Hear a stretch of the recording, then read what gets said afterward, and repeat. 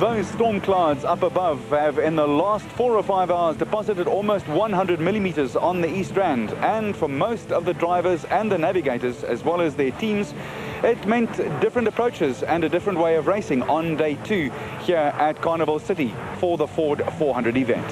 After very hot, dusty and dry conditions on day 1, it needed a bit of a mind shift to wet, cold and muddy conditions on day 2, and then some teams needed to shift a few tyres as well. Duncan, you obviously got the time you were looking for yesterday. You must have been quite impressed yourself, actually. I was, because after the time trial, you know, we didn't have a really good run. We didn't get a rhythm going because the route schedule wasn't that great. So, but obviously we've done better than other guys, so I was happy, yes. The rest of the team obviously truly amazed with a great job that the Nissan squad did with Alfie's car.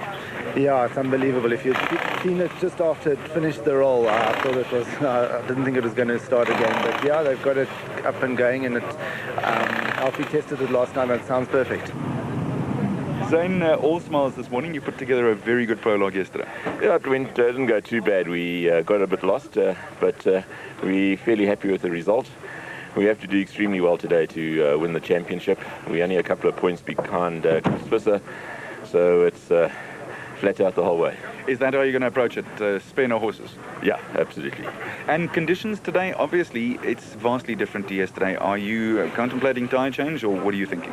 No, we're going to probably reduce our pressures a bit, but it's going to be a bit slippery out there. But fortunately, it's going to take the dust away. Thomas, tell us about your prologue day yesterday. It was an absolute nightmare. We had a flat a puncture on the front right. We then lost the spare wheel.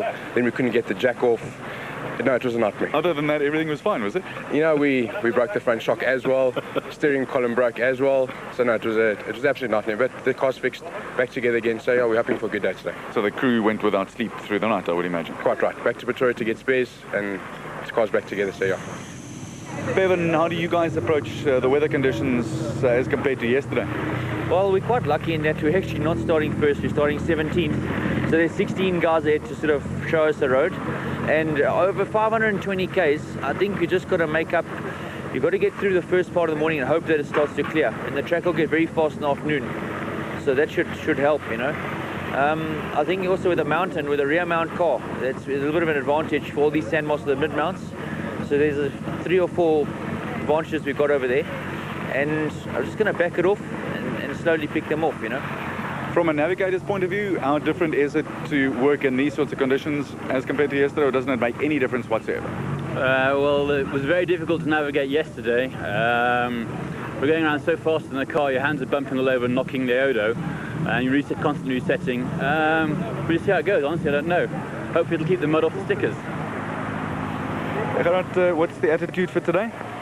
Jong, dis baie nat, so ons gaan net probeer want die pad gaan glad wees. So ek dink ou moet maar probeer die voertuig in die pad hou. So die belangrikste ding is om die ding weer in een stuk terug te kry hier op die ou einde. Ja, want ek dink dit gaan redelik rof raak vandag. Jy gaan slip en slide almekaar. En die een ding wat die reën daarin wegvat is die stof. So is dit 'n plus of 'n negatief? Ja, dis 'n plus, maar jy weet as dit so nat is dan gaan jy nie vorentoe nie. Jy gly die hele tyd so. Ek sal stof as die wind waai stof lekker. Anders dan nie. With stadium announcer Hendrik Vervoort announcing the starters as they left for day 2's loops totaling 530 Ks of racing, it was Vos and Ter Steege who set off first.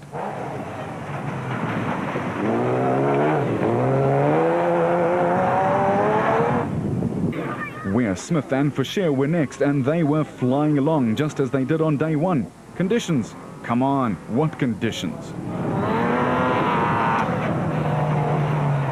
But maybe the slide was a little overdone here, and a spectator had to beat a hasty retreat. Gerard du Plessis and Foudy Segers were ready to take on the big-name teams, and after their fine 4th overnight, they were ready to improve on that. They were 3rd in class.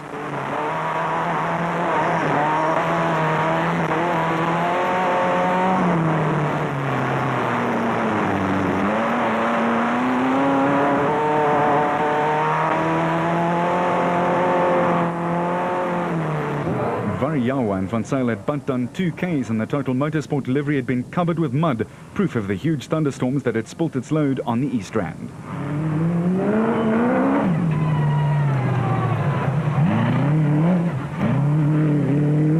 Grenier and Houghton were leading Class D in their Castrol Toyota and had gone steadily enough on the prologue to take 6th overall. Third jump here.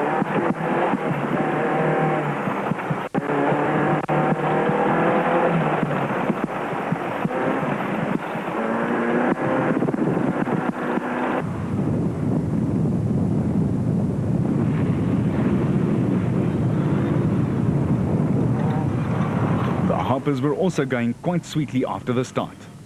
Mark Corbett and John Moore and their Century Property developments were all over, but eventually got away on the first loop of just more than 100 kilometers. As for the rest, it looked like the revenge of the tyre factory as cars slid and dived all over the route trying to get some traction. Tyres everywhere and none to use. There aren't all that many mountains to climb on the East Rand, but Alfie Cox in his Nissan certainly has a mountain or two to climb today. He starts 26 minutes behind the defending champion and his Nissan teammate Hannes Krobler in pursuit of his first title in the ABSA South African Off-Road Championships. And he certainly is going to need all the mountaineering skills he can muster today.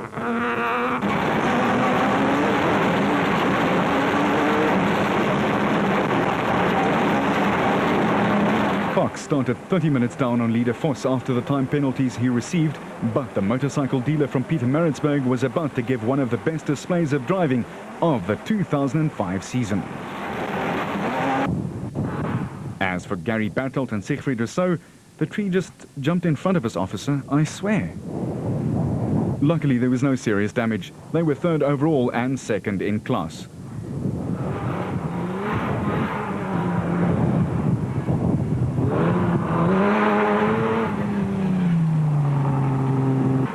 Voss and Terstegen had clocked the second fastest time on the short part of the prologue and had cracked it wide open after that.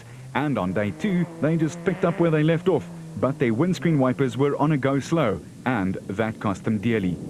5th placed overall, Duplessis and Segers were still milking their Jimco for all it was worth and still literally leaving the works teams with mud on their faces, their cars and everything else. Further back, the racing was as tight as it's been all season, but the surprise of day 1 was Nissan's Hannes Krobler and co-driver Francois Jordan, who could only finish 16th overall. They'd lost an estimated 6 minutes due to getting hopelessly lost, and they knew that to win the national championship for a 4th time, they needed to pull out all the stops. But the conditions early on day 1 on the first loop didn't help them much.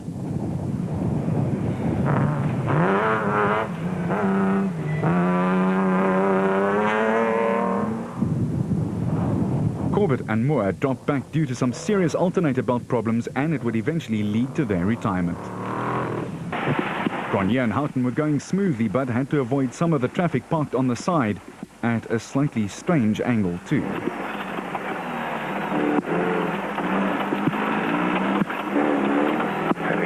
Down again. 500 meters, turn 90 left.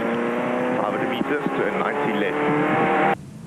Variawa and Van Zyl had started off in 5th place, and they were holding station right there through some consistent driving in very taxing conditions.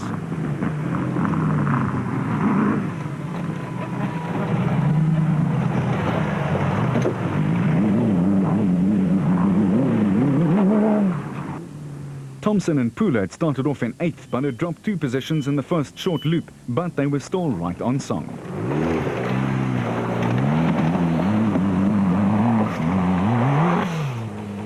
As for the motorite pairing, they were going at it hammer and tongs.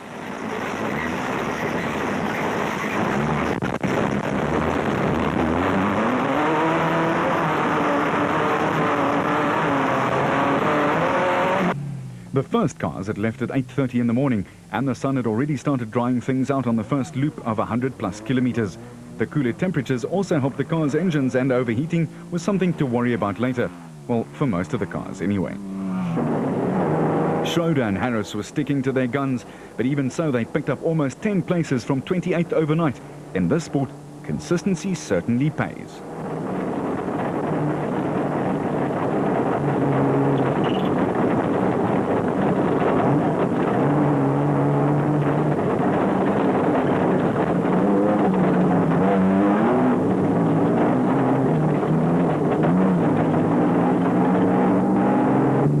Frikkie Labuschagne and Rikus Erasmus and their Toyota Hilux were 26th overall and had themselves nailed a few on the way into the second slightly longer loop of more than 160 Ks. They were into the top 20. The Toyotas were certainly packing them in, and the Nissan team must have been a little worried with all the red and green of Castrol packing so closely together.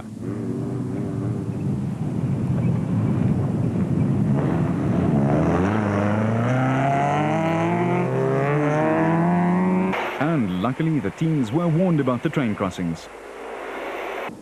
One man who was going like a train was Grobler. The three-time and defending national champ was running as if on tracks and never missed a beat, moving from 16th to 3rd overall. That's quite a bit of passing, Mr. Grobler, isn't it?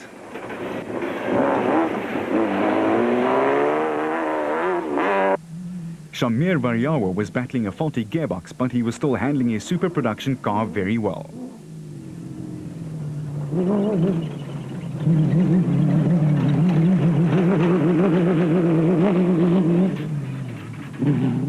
Duplessis and Segers were on a mission, and they were moving up from 4th to 3rd and would keep on climbing up the standings with some fearless driving and a Jimco that was just too happy to be punished severely.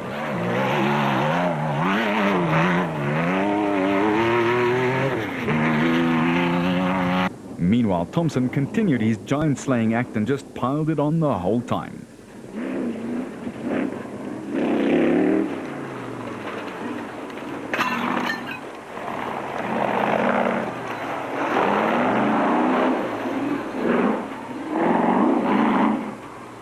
Around the Suikerbosrand area on the East Rand, it gets mountainous and very tricky, but by mid-morning the mud had almost disappeared and it was ideal, just wet enough not to have dust.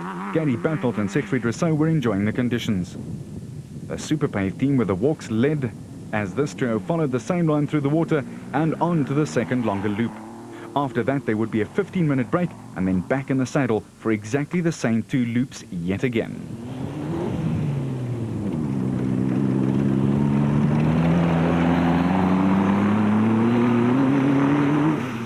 Will Battershill and Reg Sutton had finished 14th overall after day 1, but were experiencing 1 or 2 electrical problems which slowed them down a little. For Atang Makhaganene, it was a little strange being behind the wheel again. He hadn't raced for a few months and was feeling a little rusty. Still, he and Costain were cruising well. The Toyota Hilux of Labuschagne and Erasmus were still picking up spots, and for them, the drive was clearly a great joy. Henry Zamatin and Bodo Schwegler in their Ryobi Mitsubishi were just inside the top 20 and made our camera do a double take at the water splash. But the drive of the first loops of the day undoubtedly came from Cox, who was absolutely blasting through the field. He was 52nd when he started off in the morning, but had picked up no less than 24 places. The Harpers had been sent the wrong way by Marshall at one stage, but other than that, the father and son combination was solid out there, looking for the SA National Championship in Class A.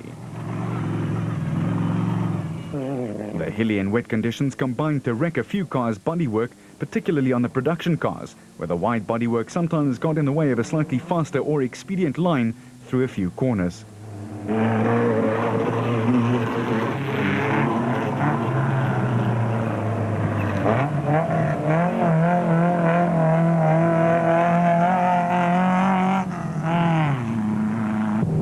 On the second and slightly longer loop, the racing got even tighter and a lot of cars were right on each other's tails, producing every man for himself racing that took a mammoth amount of concentration. Ford Schroeder was looking completely in control.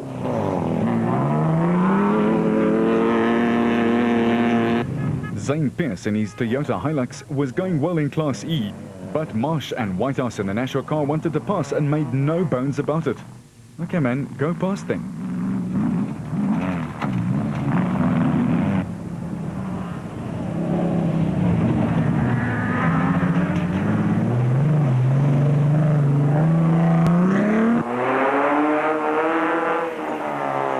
All Chris Visser was worried about was which way to go to get to the finish of the second loop for that 15-minute stop. Ernest Corbett and co-driver Warwick Goosen had moved slyly from 22nd to 11th and were putting together a super drive as well. Barker and Birkin in the debuting Toyota SP were impressing with a solid drive and a car which looked willing to take on the challenges of the new year.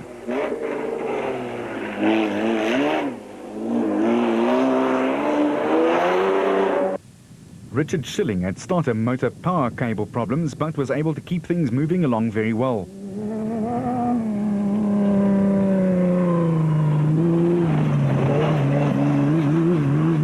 While the Bosel Landy of Mark and Stuart Moffat was steady enough to be second in Class F. Arnold du Plessis and Johan Knox and their Nissan Hardbody was in 25th place overall. But the biggest loser on the first part of day 2 was Duncan Vos and co Henny ter Steege. They had dropped 17 places due to a loss of wipers and then a severe leak from the power steering tube. This forced them to return to the pits. The 2005 Ford Carnival City 400 continues after this.